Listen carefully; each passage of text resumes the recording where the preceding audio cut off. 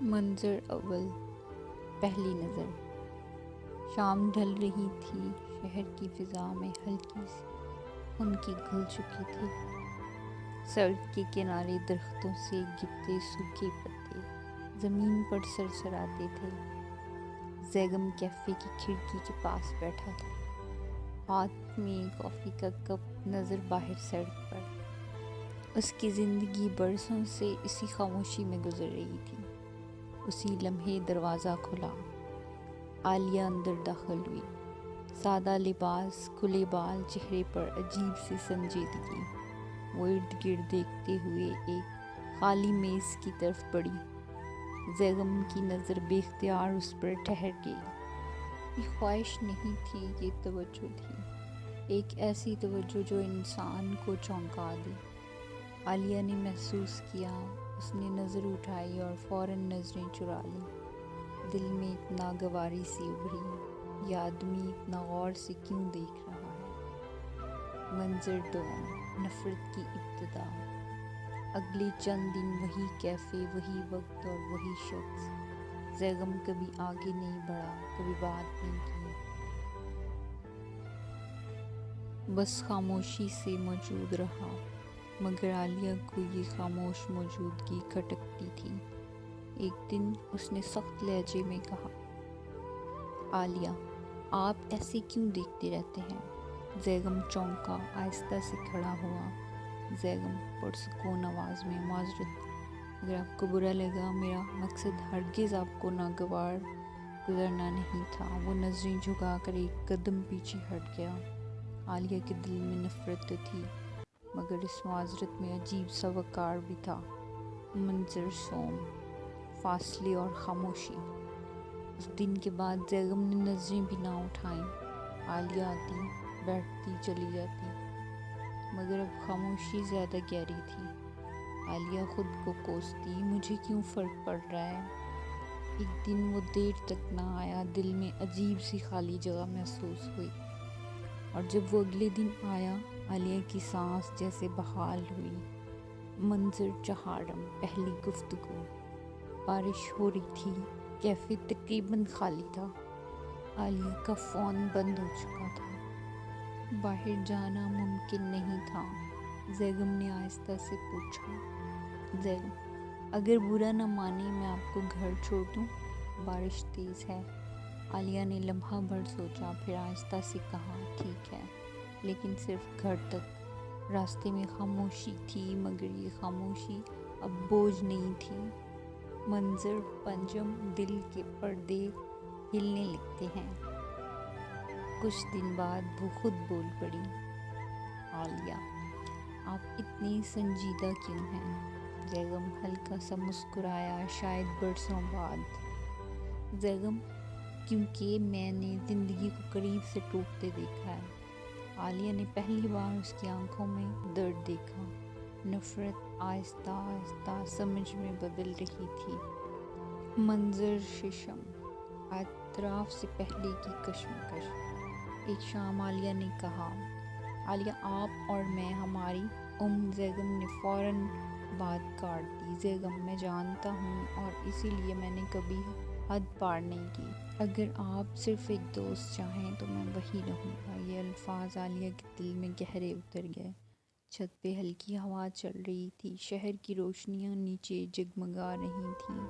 عالیہ کی آواز کانپ رہی تھی، عالیہ، مجھے آپ سے ڈر نہیں لگتا، مجھے آپ کی خاموشی اچھی لگتی ہے۔ زیگم نے نظریں اٹھائیں، آنکھوں میں نمی تھی۔ زیگم، یہ محبت ہے؟ عالیہ نے سر ہلایا۔ زیگم نے ہاتھ بڑھایا، مگر چھوا نہیں۔ اجازت ہے۔ عالیہ نے خود اس کا ہاتھ تھام لیا۔ یہ لمس جلدی کا نہیں تھا، یہ اعتماد کا لمس تھا۔ منظر ساتویں، پہلی بار قریب سے بات چیت۔ اگلے دن کیفے میں عالیہ دیر سے آئی۔ زیگم ایک کونے میں بیٹھا تھا، اس کے سامنے ایک کھلی کتاب تھی، مگر نظریں اس پر ٹک گئی تھیں۔ عالیہ نے بیٹھتے ہی موبائل نکالا، مگر ہاتھ کانپ رہا تھا۔ زیگم نے نرمی سے کہا، زیگم، کیا آپ ٹھیک ہیں؟ کچھ پریشانی لگ رہی ہے؟ عالیہ نے نظریں جھکا دیں، مگر دل زور زور سے دھڑک رہا تھا۔ عالیہ، جی بس تھوڑا تھکن محسوس ہو رہی ہے۔ زیغم نے خاموشی سے اس کی طرف دیکھا، جیسے لفظوں کے بغیر ہی سب کچھ سمجھ لیا ہو۔ وہ لمحہ کچھ دیر کے لیے رکا اور عالیہ کے دل میں عجیب سا سکون اتر گیا۔ منظر 8واں۔ چھوٹے چھوٹے اشارے۔ کچھ دن گزر گئے۔ اب عالیہ زیغم کی موجودگی کی عادی ہو گئی تھی، مگر وہ خود بھی اسے تسلیم نہیں کر رہی تھی۔ ایک دن کیفے میں وہ دونوں ایک ہی وقت پر پہنچے۔ بارش کی بوندیں کھڑکیوں پر سرسرا رہی تھیں اور روشنی مدھم تھی۔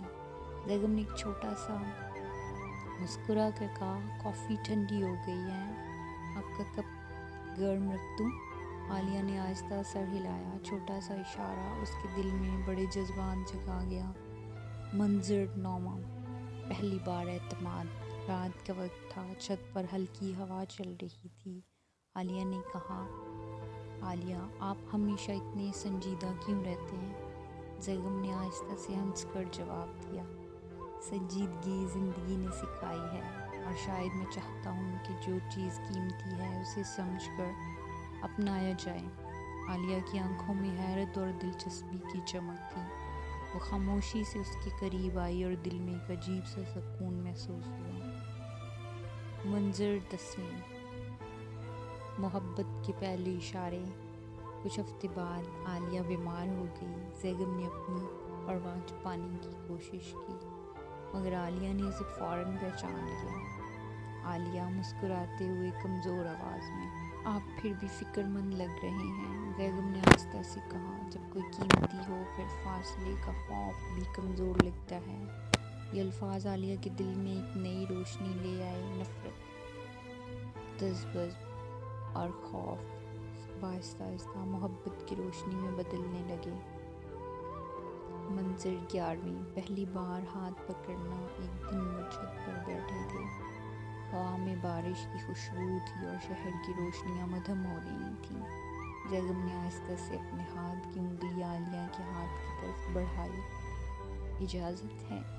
عالیہ نے ہلکی سی ہچکچاہٹ کے بعد سر ہلایا۔ وہ ہاتھ پکڑ کر خاموشی سے بیٹھ گئی۔